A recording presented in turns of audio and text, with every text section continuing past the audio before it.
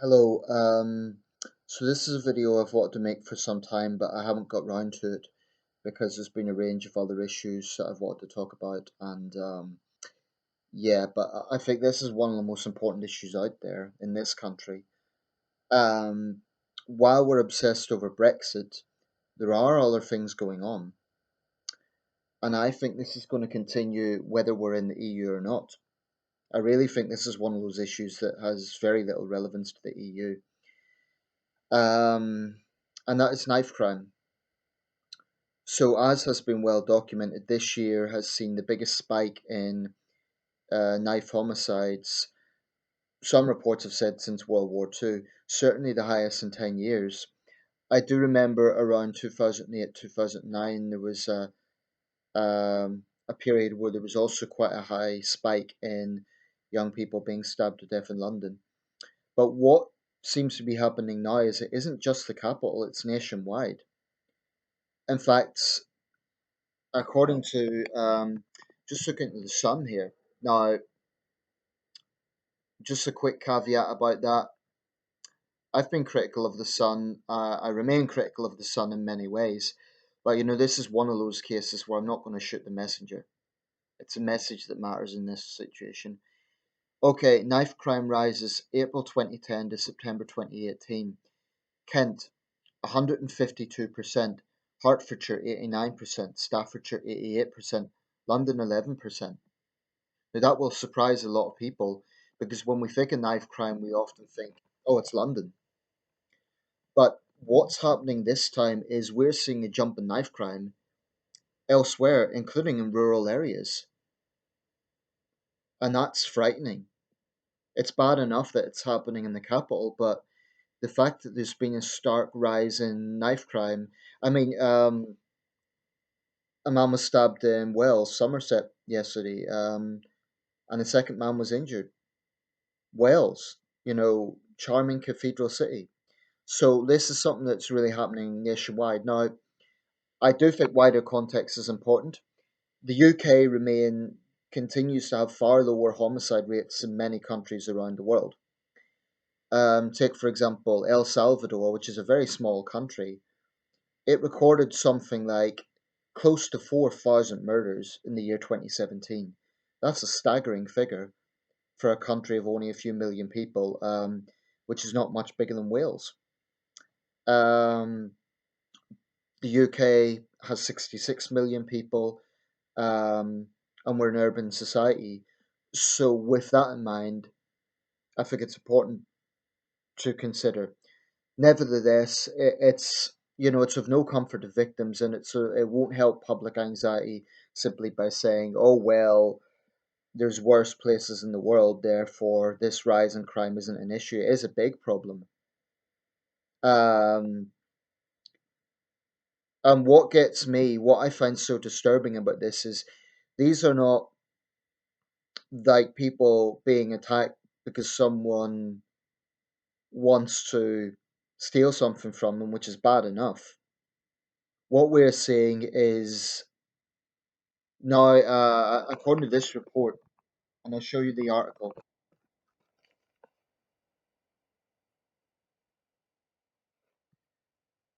According to this report, there's actually a sick online game that's being fueled by Instagram and Snapchat, and it's called Tally Up.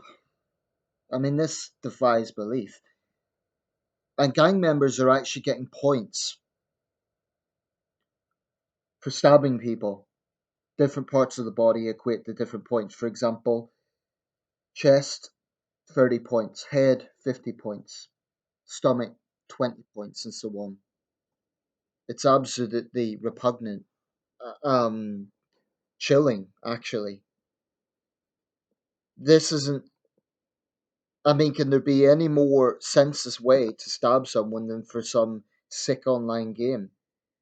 I think the people who are developing this game, the people who are posting and promoting this game need absolutely jail time. It's chilling.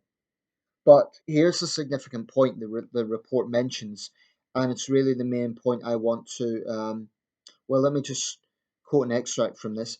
Bloody evidence of tally up was seen last month in Bognor Regis, West Sussex, where a victim was stabbed in the head, chest, and arms. A police source says this was a point score for the game. I mean, it's disgusting. It's just chilling. But there's a particular point of this report that caught my attention. Um, let's see if I can find it. It's quite a long report, so just bear with me. Um, the Sun also found references to tally up and scores in drill raps. This is this subgenre of rap music, drill. Um, yeah, in drill raps with videos of street violence shared online. One lyric relating to a shooting said, "Bang, bang, I made the street messy. Bang, bang, and I don't feel sorry for his mum. Gang shit, still drilling, check the scores, tally up." These degenerate reprobates, these evil thugs, society has a right to be protected from this. That's why I believe, for a start, so called drill music needs to just be banned. The mistake a lot of people make is saying, "Oh, well, you can't attack art." Firstly, let's treat the term music with caution here. What is drill?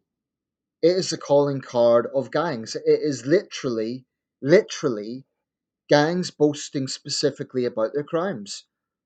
And yeah, I have seen it. I'm not just going on rumors here. I've seen some of that garbage. And it is nothing but toxic, poisonous manure. And I agree with ministers who say that the big social media companies need to do a hell of a lot more in this regard. YouTube needs to get some backbone and take down these disgusting videos. Or frankly, I would support the government issuing fines against him. Now, I know what people will say, "Oh, Nathan, this is just one approach, or this won't solve the problem." No, it won't solve the problem in itself. No one's suggesting that. I'm not suggesting that banning drill videos will stop knife crime, but very obviously it's fueling it. This needs to be a multi-pronged approach to dealing with this problem. There's a lot of factors involved. A lot of factors are involved. People from liberal persuasion might say, "Oh, it's all poverty. It's all poverty that brings them to this." So how do you explain this happening in cathedral cities? How do you explain this happening in cities like Bristol, which are don't have the sort of deprivation that can be seen in other parts of the country? I'm not saying Bristol doesn't have rough housing estates, it does, but I think it's just a cop out to say, "Oh, it's poverty." That's There is zero excuse for knife thugs. And I think a big problem in this country, I've long felt this way, is an enabling culture where people go out of their way to make excuses for them. And they'll say, "Oh, it's not excuses. It's terrible what they do. We don't condone it." But if you're presenting knife thugs as the victims, then yeah, you're enabling them. They're thugs. And someone carrying around a weapon intends to use it. And until we start getting some backbone on this and showing no mercy to these people, then it's just going to continue. Apparently, there's going to be an emergency knife summit in Downing Street on Monday. I hope to God they seriously consider going to war with this so called drill music, banning it, not giving it oxygen. Just It's just poison. And it really pisses me off when people say, "Oh, it's just art." Go to hell. You're a liar. You need to get your head examined if you think this garbage. And there's also those idiots, people who will, it makes me mad even thinking about it, who will actually say, "Oh, it's racist if you try and ban it." Because a lot of drill music, probably most of it, is involving young black men. But it's also young black men who are often the victims of this garbage. So let's just ban it. It won't solve the whole problem. But my goodness, let's at least lessen the influence of it. It's so depressing. It's so frightening because it doesn't matter how tough you are. You can work out in the gym. A knife is a lethal weapon. And these scumbags are just roaming free. I mean, the law as it stands, carrying a knife would warrant a custodial sentence, but there's too many enablers out there, quite frankly. There's too many people, and I'm very critical of the Mayor of London in this regard. The Mayor of London, Sadiq Khan, is far more interested in virtue signalling and political correctness than he is in getting tough on thugs who are terrorizing the capital. I am sick and tired of people who honestly think that, oh, if we talk, for example, about black on black crime, that might offend a few people because it's racist, even though it's just a fact. And yes, in other cities it is a white problem. But this idea that political correctness matters more than protecting the public, it's it's kind of similar to what's happening in the States, the way the Democrats believe that virtue signaling is more important than tackling MS-13. Trump was right when he said MS-13 were animals. Although the only caveat would be that's insulting to animals. MS-13 is as depraved, as sick, and as callous as the likes of ISIS. Now, I don't mean to detract here. I should focus just on the UK. But I remember seeing that interview on Channel, I think it was Channel 4, and the reporter was asking these knife thugs why they do it, and she said, "Well, you're criminals, aren't you?" And the guy was like, "Oh no, I don't see myself that way," in a Scouser accent. But then he went on to say he didn't have any consideration whatsoever for the victims, and he acknowledged it was a cycle. And he came out with it, "I know it's for self defense," but they all say that. Every single gang thug member. This is what I do. I tend to, I wouldn't say stutter, but I tend to jumble up my words when I'm pissed off. But I am angry. It's just so depressing. And I think gang leaders and gangs that are grooming, apparently now they're actually grooming children in schools. It's almost like terrorist tactics. So part of an initiation for gangs is to get children to bring weapons into school. Schools understandably want to suspend them. What the hell is happening to our society? But I am absolutely adamant that there can be no compromise. And when these two masked thugs in Liverpool were asked about why they do what they do, they got into excuses. Oh, there's nothing for us to do. Really? This is all part of enabling culture because a lot of people, frankly, on the political left will say, oh, yeah, it's like youth clubs are closed down, so that justifies stabbing someone, or at least it's an excuse for it. I really have a dim view that in big city, I can maybe understand that argument if this was a small village in a rural area, which would be boring for young people. But how any young person can whinge about being bored in a big city, and it's just a very sick mentality. Oh, I'm bored, so that's why I'm in a gang. Until we get tough as a nation, until as a society we collectively say we're not going to tolerate this, there are too many enablers out there, and we have a justice secretary who's far too weak, who's against custodial sentencing.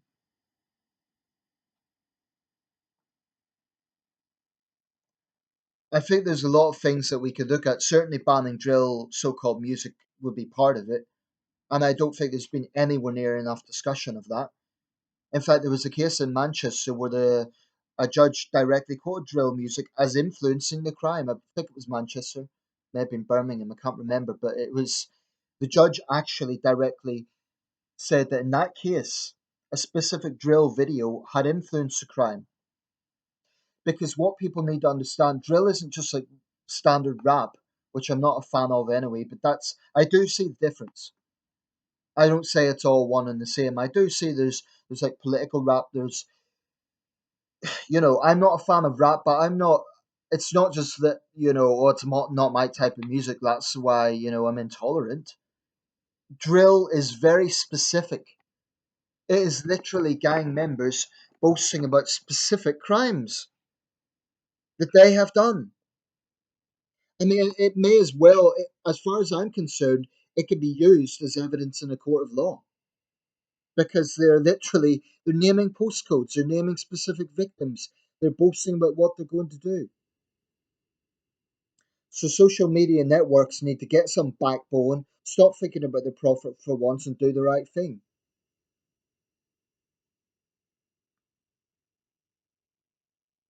I would write to the Justice Secretary about this, but I know what his ideology is. I'm not a fan of David Gauck. I think he's a weak Justice Secretary.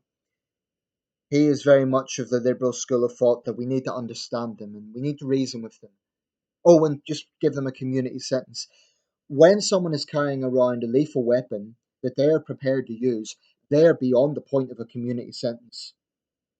And yes, there needs to be penal reform. I totally appreciate that. So I'm not saying, oh, just lock them up and throw away the key. No, that's not what I'm saying. And I agree that without prison reform, saying yes, it's a school for crime and it's a revolving door. I accept all that. But what I don't accept is this idea that someone who's carrying around a lethal weapon that they are prepared to use, that a community sentence is appropriate. No, that person needs to be behind bars because they're dangerous and the public needs to be protected. We can have a debate, we can have a discussion about what measures need to be taken for penal reform, but this insane idea that violent people should escape prison, people who say that need their heads examined. It's not only incredibly reckless, it's insulting to victims of knife thugs. And we hear about murders, we hear about people who are fatally stabbed. What we don't hear so much about is people who are injured. They're dealing with they're dealing with post traumatic stress. I can't imagine the anxiety that would cause.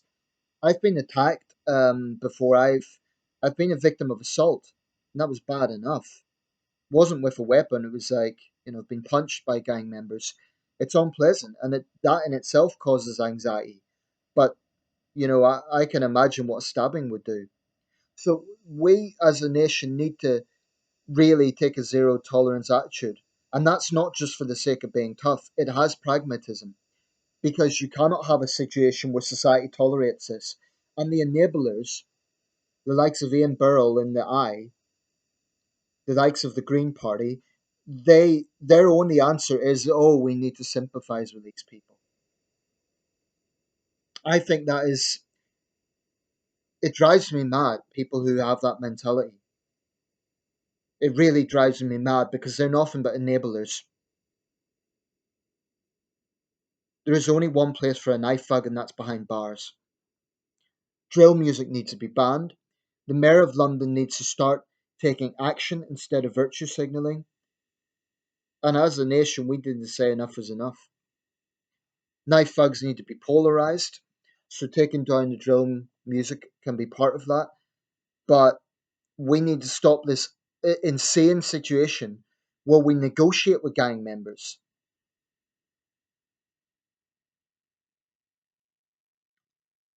And anyone making excuses for it, like, oh, it's all the government's fault, it's all the police's fault. Let's just give them what they want and they won't stab people. They need to be told that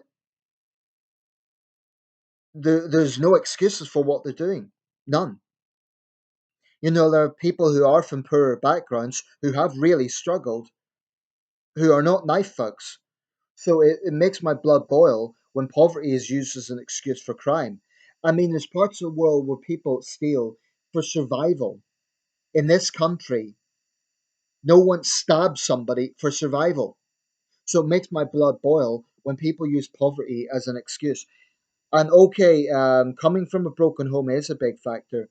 I wouldn't dismiss that. Say someone has a heroin addict for a father and a prostitute for a mother.